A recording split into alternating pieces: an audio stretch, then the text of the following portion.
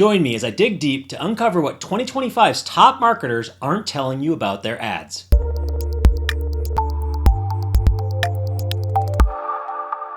The truth is that the most successful marketers use strategies to drive results, while less successful marketers focus on tactics. And today, I'm going to expose a strategy that can give you an edge in your marketing and advertising efforts. Many of us have been led to believe that the key to successful advertising lies in flashy graphics, catchy slogans, and huge budgets.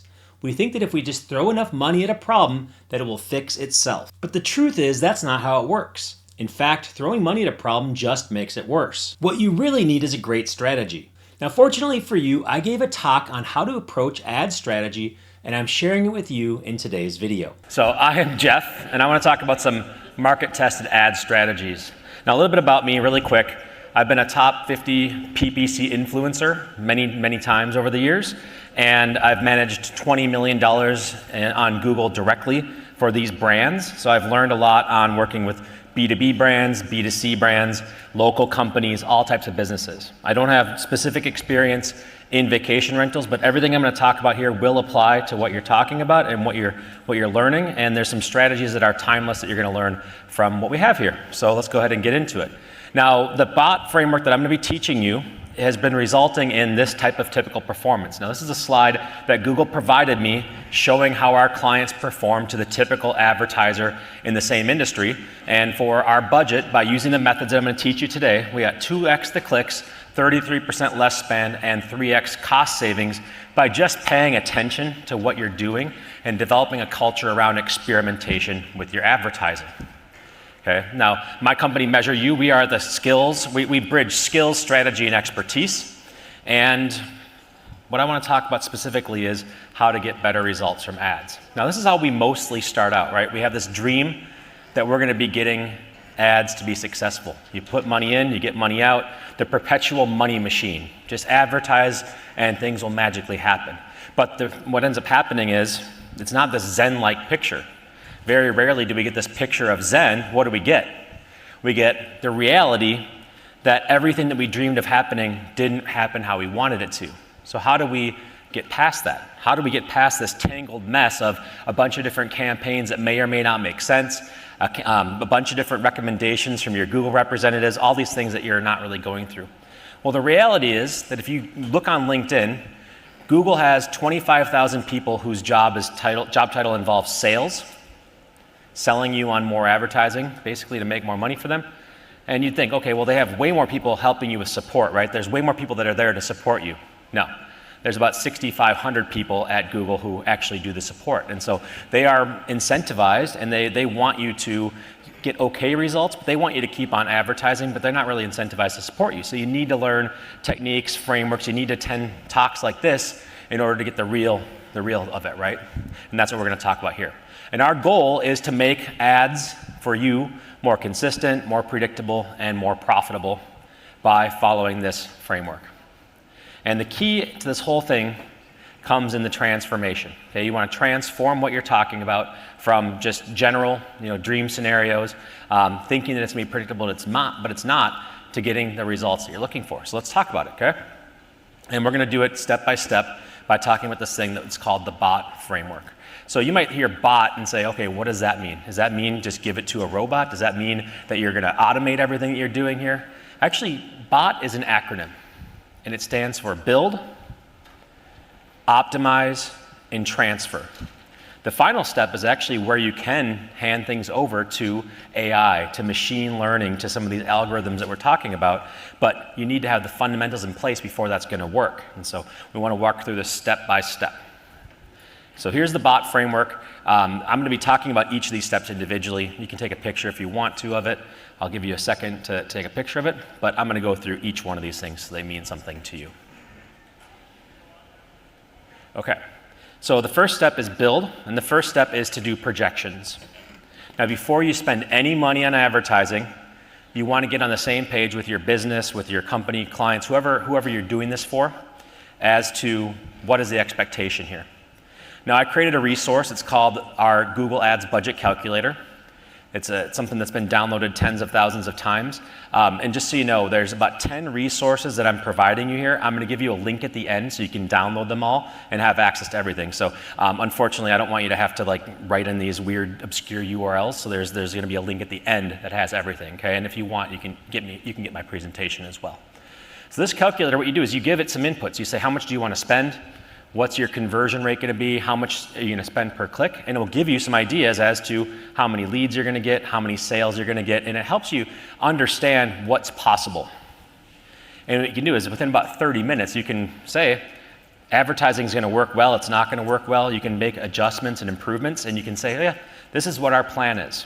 And then if you work with an agency, you can show them your plan and say, hey, you're doing a good job if you hit these numbers. You're doing a poor job if you don't hit these numbers, and then everybody's on the same page. You get buy-in from the company. The company says, yeah, if you can hit these numbers, we're doing well. You'd be surprised how few people actually have an idea of what they want to get out of ads. They're just like, just run ads, right? Well, if you have some kind of idea as to the expectation and the results, it gets managed better.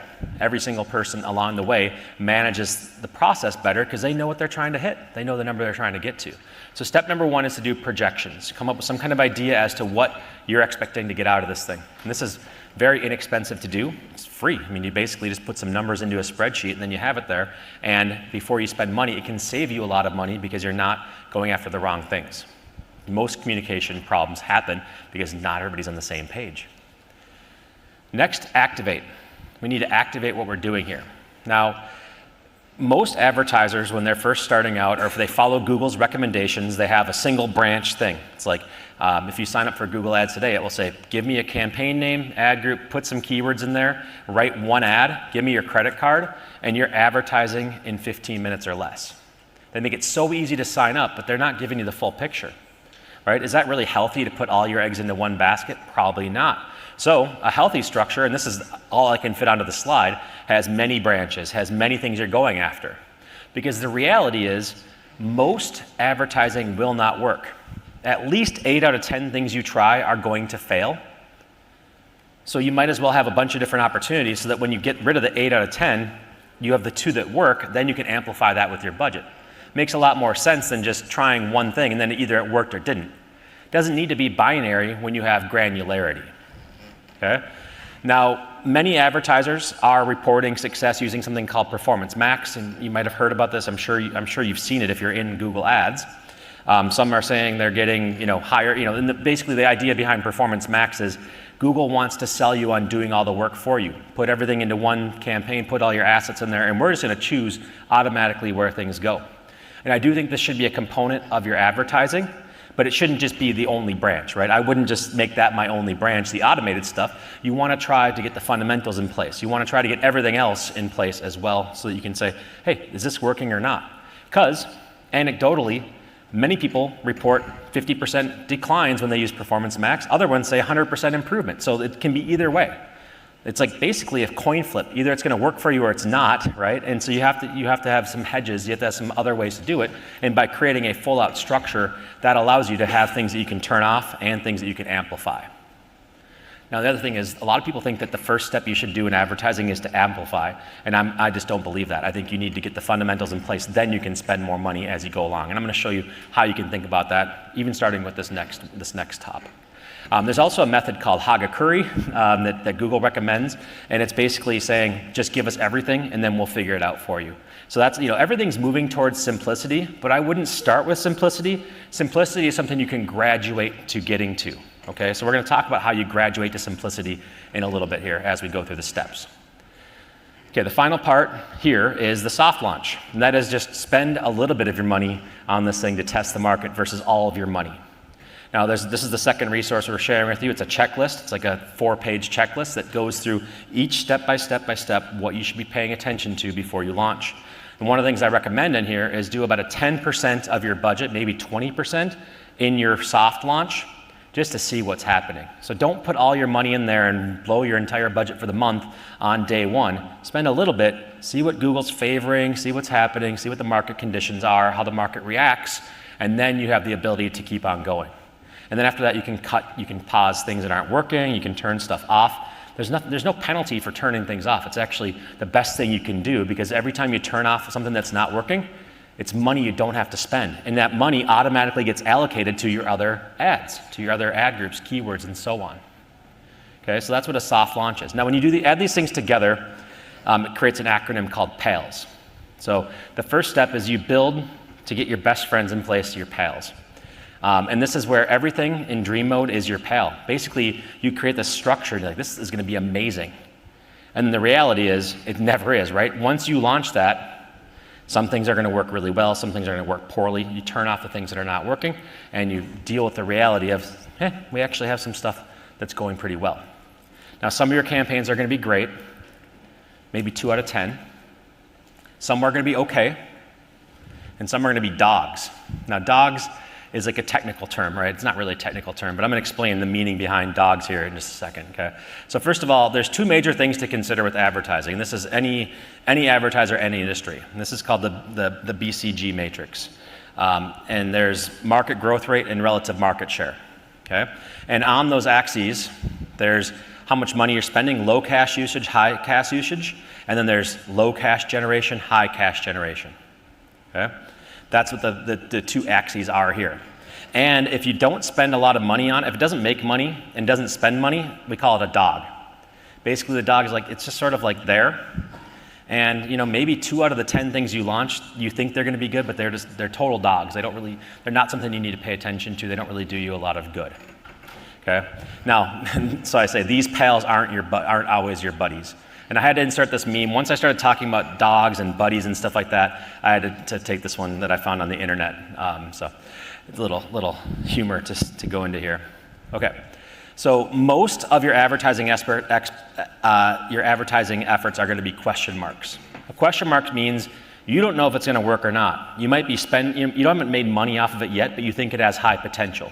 So if you can take it from the cash generation of low to high, that could be the star of the show. That could be your best thing. So most things when you're soft launching are just question marks. You don't know yet because we don't have data. We don't have enough time that's out there, and we need to see what's happening here. Okay, so how do you get past that point? That's when you get into optimizing. You optimize for the positive, for the good results that you want to get. Okay, so this is, and it really starts with this idea of the transformation, transforming from choppy to smooth to get to the outcome you want to be in. Okay, so this is a 3-step process as well. And I've already alluded to this, but the first thing you want to do is cut out the things that are not working. Okay, so if you were to create a campaign group like we talked about earlier, like an account group, the white ones, they're just not working for us. They're just not moving the needle at all. And it might be emotional, but you just cut that off. Okay, you cut out the bad things. Think about it like pruning, right? You just say, hey, I'm turning those things off. Now, they're not out of your account, but you're turning them off so you don't have to look at them every day and see the reality of something that's not performing.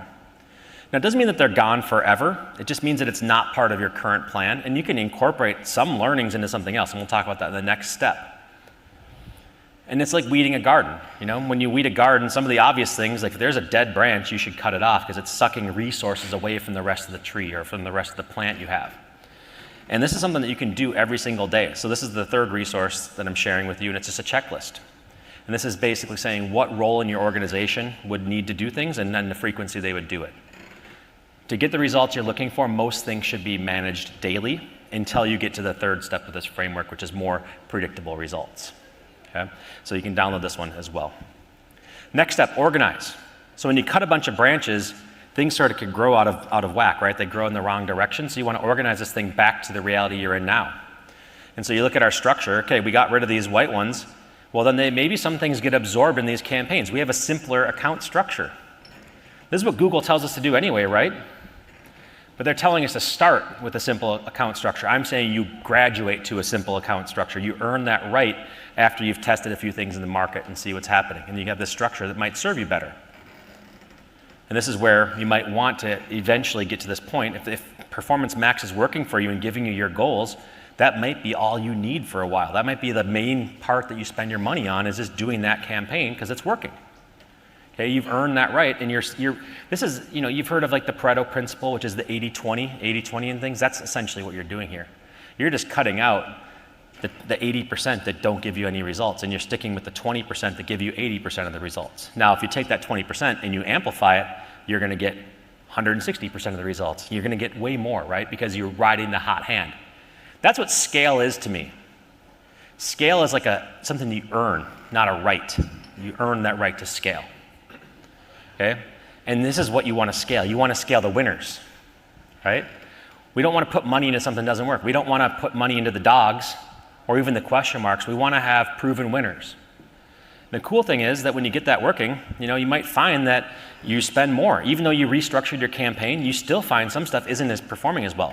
If you look at a report in Google Ads, even though things are bringing in conversions, they're bringing in results, you can still keep on trimming. You can still cut things out. There's still more to optimize. There's still more there's still more that determines a winner.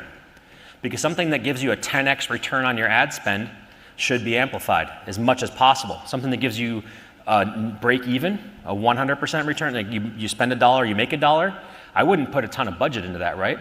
I might even turn it off if that doesn't fit my strategy, if it's sucking budget away from other things, okay?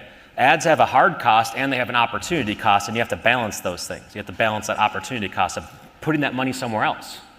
Because there's one thing that we know, and that's Google wants your money. That's how they make billions of dollars on this stuff, right? They want you to spend money on ads. It's up to you to determine whether or not that money is effective or not. It's that active management we need to do, okay? So you add this together and it says cow. What the heck is a cow? Cows are basically where you find cash cows. Now this is one of my favorite places to be in this matrix, is you don't have to spend a lot of money on it, but it makes you a bunch of money. That sounds awesome, doesn't it? Like, yeah, cash cows. Now, generally speaking, a cash cow is something that doesn't have a long shelf life. If the market share if it's not growing, then eventually it goes down, right? So you can't do this forever, but that is usually what is the first sign of profitability in a campaign, is going after these things that you don't spend a lot of money, you make a lot of money. But is that at scale yet? No, because it's a declining asset because this might not be growing as much. So that's when you get to step 3, which is to transfer. Transfer this out of your hands, transfer this to technology. Transfer can mean many different things, and I want to show you what I mean specifically by transfer here, okay? It's all about finding your stars. Stars are things that predictably give you results, give you revenue, give you the thing that you're looking at. They're what get you promoted. They're what makes your company happy. It's what becomes a secret sauce of your company, these stars, okay? And it starts with scaling trends, okay? So this is where we get to scale. We're the third part of the framework is when we finally can start to scale, because we know it won. Scaling losers doesn't really do you very good. Scaling winners is amazing, okay? And there's a bunch of different ways you can scale. If you want to do it fast, you can use the built-in tools with Google. And we're going to talk about that. We're going to talk about fast ways to scale using what Google provides you.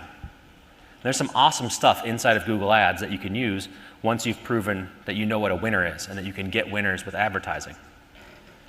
You can create a bid strategy that helps you reach your goals faster.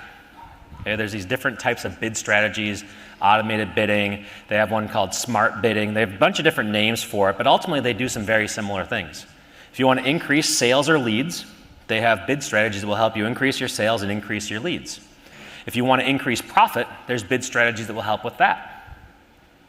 Pretty cool, right? You can basically take your campaign that you set up manually, that you're pruning, that you found your winners, and you can just say, hey, Google, you take this on now and just keep on doing it. As long as these conditions are met, we're good. And they'll do that for you. And they'll find more, and you'll grow your account. And you can say, I want a target cost per acquisition. Give me every conversion I can get for $100 or less. Give me return on ad spend. For every $1 I put in, I want to make at least $4, or I want to make at least $10. Maximize conversions. For my budget, give me as many conversions as you can find.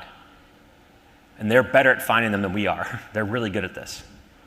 They have a lot of money they sink into machine learning, AI, data mining in order to make that happen. They have way more data points than we do, so they're really good at that. Maximize the value of the conversions, not just the raw number, but how much money they're worth. And then even if you insist on doing things manually, which I'm sort of old school and I still like to do things manually, you can even say, I don't want to go in there and manage the bids all the time. Can you just, you can just manage this for me with enhanced cost per click? And that'll help you get the result you're looking for. So there's a lot of different options. It can be very confusing. Tried to summarize it, but ultimately even Google has some great materials. So for example, they say if you're using target cost per acquisition bidding, They think that you would get better value, or you would get better results if you did value bidding. They have a study they published that says you get a 14% increase in conversion value if you switch from target cost per acquisition, meaning that you have a cost cap on how much you'll pay for a customer, and you say, I just want you to give me more return on investment, which makes sense, right? Because if they're going after return on investment, they might find the whales, and they'll spend more money to find somebody who's going to pay for something that's more expensive. And pay close. There's all these different reports that are inside of Google Ads you can look at, and it just tells you the ebb and flow of these things. So reporting is a very important piece of this. The data is what you use to make these decisions along the way. Okay, then we have algorithms. We all know what algorithms are. Barry Schwartz just talked about Google and their algorithm updates. You heard about Penguin and Panda and all that stuff in the last session, right? Similar things for paid ads, but they're not working against you like SEO updates often can be. This is working for you, or ways that you can trust Google to go find you more customers. So when Google got hit really hard with like the do not track and a lot of the third-party cookie stuff, they had to find new ways to find good customers for us. And the way that they did it is through stuff like Performance Max campaigns. They're like, hey, we're just going to take the heavy lifting away from you, and we're going to make sure we're going to find places to distribute, and where it's like a black box. You have no idea where it's going to show up. You give up a lot of control, but for about half of advertisers, it's a game changer for them. So it's really important to think about that. Okay, if you're on dynamic search ads right now, Google's saying you should update that because it gives you a 21% increase in conversions. So if you're using dynamic search ads and you haven't converted yet, Google's got a study that says that's going to increase your results. What about attribution? I've done whole talks on attribution. Basically, it's like where should you put your money? How do you attribute success to where you put your advertising? Another one, okay? So you can choose your attribution model and say, okay, I want to give attribution to this or that, and they'll adjust your spend accordingly. What about if you don't have data, because I know none of you are really doing this in Europe, but if you had a property in Europe and the cookie banners where people say decline, there's this thing called consent mode, and it basically will give you more conversions through conversion modeling. They're going to use their own modeling to fill in the gaps to the data you lost because somebody didn't allow cookies on your site. That's going to become more and more prominent in the US, as well as each state has their own regulations, and as people take on to it. Basically, Google's going to be filling in a lot of the gaps for you to give you credit for conversions that they generate. The final one is report. Now, I could just bore us all by looking in Google Ads and just, standing on stage and just looking at reports in there. But I want to talk a little bit more about just, not just reporting inside Google Ads, but like what else can you do? How do you visualize this? So this is another resource that we're providing you, and that is, how is your entire customer journey performing? So this is really a cool one. We call it the eyes on the journey, and it says, where did they drop off in the process? And my business partner is actually talking in about 10 minutes after this is done in the room over there about this, basically about Google Analytics and stuff like that. So if you're interested in the analytics stuff, but ultimately giving a visual to the company as to where things are dropping off. Because when you have a visual of where things are dropping off, then you know what to improve, right? You're like, hey, we're losing everybody at last step. Then we need to fix that. We need to fix our call to action button. We need to do this or that. We need to make the page shorter. There's a tool called Microsoft Clarity. I'm not sure if anybody's heard of that. It's a free tool, and it's like does heat maps. It does a journey recording. It's incredible, and it's free. It's one of the most underrated tools that are out there. You can use that in complement to this. This will tell you where the break is, and Microsoft Clarity will show you where the break is, and so you can get suggestions and ideas for how to improve your pages, how to improve things. Because traffic is okay, but it's like you want it to convert, right? You want it to keep on going, and if you have that visual, you can see that. And it's not just about one channel. It's not just about ads. You can create this for every single traffic source you have. Pretty cool, right? You can see where they break off. Is ads performing like SEO, like email? Is the customer journey different? Do we need to send them to a different page? Do we need to do something differently? You can do that with reporting. You can also use reporting to project future performance based on past results. Of course, past results don't guarantee future performance, but they can help you see where you're going. And then obviously there's specific ads reports. Now every one of these reports is something that is developed in Looker Studio, which is a product that Google provides for free, and it connects to your Google Ads account. So you can create specific things, you can mash up that data with your Google Analytics and create some really cool dashboards and reporting that help tell that visual story. And this connects back to why are we meeting our projections or why are we not? And how do we get back to the beginning where we said we want this, this is our definition of success. Okay? And this is where you find your stars. So you add this together and it says star, and this is where you want to be. Stars are the best place. High market rate growth, and you're making money off of it. Okay? It's not going to be everything you try, everything you attempt, but when you find these things, that's what you want to scale. You want to scale the stars, the really effective things. Okay, so what happens when you implement this? We had one customer or one student going through 4,000% improvement just by doing what I'm talking about here. Turn off the bad stuff, spend more money on the good stuff, pay attention to what's happening, take control of your fate, and go forward. Another one created a whole business, and their entire business thrives off of Google Ads leads. Okay? This might just be a small component of your business. It might be everything in your business, but this is what happens when you pay attention and you take control. And it can be easier than you think. Doesn't have to be overwhelming. It's really upfront work, a little bit of analysis, and then you can hand it over to Google, and they're going to be doing a lot of the heavy lifting. Might not need that agency. You might not need that specialty work once you figure out what your winners are. Okay, so my bonus tip, AI. You're like, why isn't he talking about AI? Well, at first I thought AI might be a step, right? Is it a step in the framework? AI is everything, everywhere, all at once, right? AI covers everything. So I'm just going to give you some cool AI tips, some things that I've been playing around with, some things that will help you as well. And I saw Barry talking about this. He uses AI for images and for SEO. Same, right? I use AI all the time for everything. It's great. Okay, so the first one is Google Ads has this thing called AI Essentials. You could just type in Google Ads AI Essentials, and it will tell you everything that they use that's AI. Now, the funny thing is, they calling it AI is just a rebranding of things like machine learning, algorithms, all these other words they had. Okay, it's just sort of a rebranding, renaming of what they've already been doing. Okay, now the funny thing about it, though, is that, and this goes back to the first resource that I shared with you, they said that the key to AI is to engage your C-suite, yeah, that's AI, right, to get a culture of experimentation and to break down silos. All those are human things. None of those things are AI at all. So I think it's funny that's the conclusion of their AI document.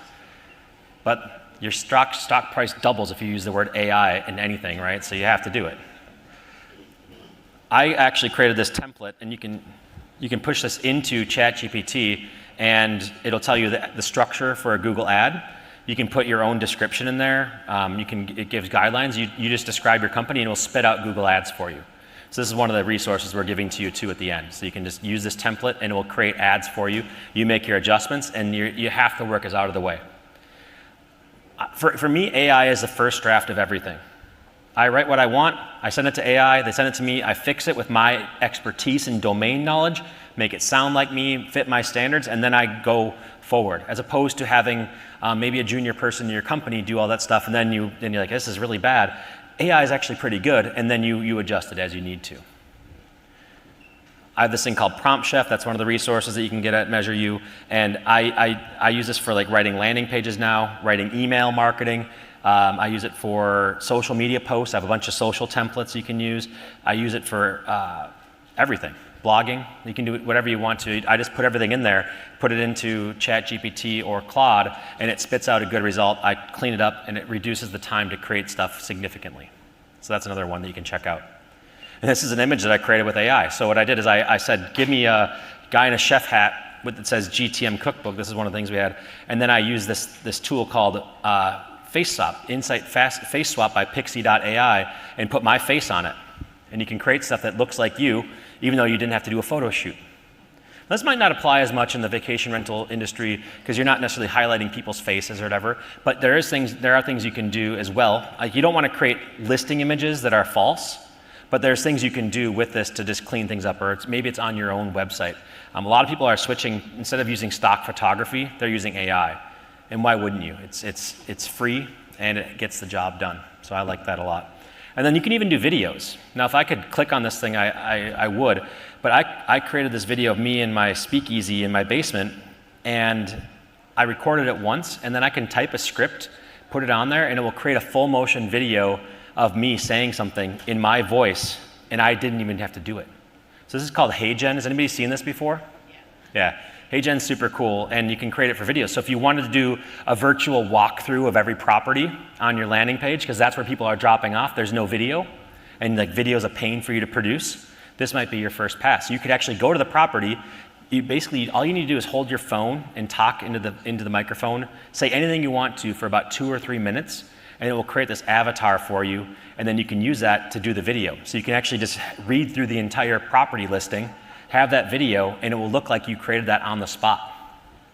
And maybe you have other people on your team doing it. So now you can have individual property videos where you couldn't have done that before without having a production crew, without having all this other stuff in place.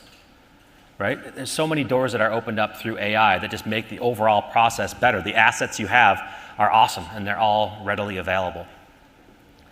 AI is amazing, but there's just so many things out there, right? You see these tool things. So I created this thing called, I just call it Tool Time, and it's like 42 different AI tools that I use and that I recommend. It has tools for text, video, advertising, images, creating SOPs if you want to be more efficient with what you're doing. Basically, everything has an AI component, right? So that's in the resources at the end as well. You can just grab that and see what these things are. Some of these things you've never heard of, I can guarantee. But it's like leveraging what like ChatGPT, but for a specific business case. So anything in your business has some kind of AI version of a tool. Might not be perfect yet, but it can just be a time saver. And if I were to recommend one tool, this came out in September of this year, it's called Notebook LM by Google. Has anybody seen this one? Yeah. So Notebook LM, I sent the DARM website, I put it into here, and I created a 32-minute podcast describing what the speakers were like at this conference. So they went through the page and they created a whole thing. So if we had, I could listen to a podcast about this. So if you learn through audio versus visual, it's a summary of what's happening at the conference. And then you can actually feed it questions. It says, this is the schedule of the 6 vacation rental management contest. When it is, it's a summary of what's on that page. So if you're a marketer and you're like, man, the summary does not indicate what I wanted it to indicate, then maybe you should redo that page. Maybe it should be better. But you know that the DARM did really well because I said, what marketing session should I attend at the conference? And they said mine. And you guys are here. And so we know AI would never, ever, ever lie to us. Funny thing is that Notebook LM tells me if it doesn't know the answer. It's the only AI I've ever worked with that doesn't just tell me something. It's like you didn't actually, because you feed it your own content. So you feed it a web page, you feed it I feed it my podcast, I feed it all kinds of stuff, and I use it to build links, I use it to create ads, I use it to do all kinds of stuff. But if I say, hey, can you summarize this thing? And they're like, you didn't talk about that? It'll let you know. Because it's not in the source set. It's the first time that's ever happened to me with AI, so that's really cool as well. Okay, so notebooklm.google, and then it will redirect you. The other thing is that it doesn't get shared with anybody else. It's only for your organization, which I think is a really nice feature. Okay, so who on your team uses the bot framework? The left side is the strategic. The management team, the VPs, the VP of marketing, the director of marketing might do that part. They're the ones who are saying, here's what we want to get out of it. They're setting the strategy for the company. They're making the tough decisions. We need to cut this out. We need to do that. Your tactical, the people who are clicking the buttons, running their Google ads, they're going to be in the middle. They're going to be making sure that you're doing the right bidding. They're going to make sure that you're activating things properly, structure, so on. And then management is making sure that everything is getting towards those results, that it's happening consistently. Okay? Now, this might be your agency, this might be somebody at your company. Whatever it is, that's how they're done. And then this is another resource. Actually have basically, if you're not sure how to build out your team, or you're not sure how to do each of these things, this will tell you what resource it is based on the size of company you have and how many hours I think that should take, like in a month, for example. Now, if anybody has questions about this stuff, I'm giving my email in about 5 slides. Email me anytime. I'd love to talk about this stuff. I like to geek out on this stuff. I had a marketing agency for 15 years. I'm out of the agency business, but I like to talk about just that part of it and getting the work done, okay? So in summary, we all start with a dream, right? We all start with this dream. Reality hits. We have these pails. We have high hopes but uncertain results. That's our dogs and our question marks. Cows, they lead that transformation. The cash cows, they're the ones that you start to see some signs of life. You start to see some things. You want to milk those cash cows as much as you can.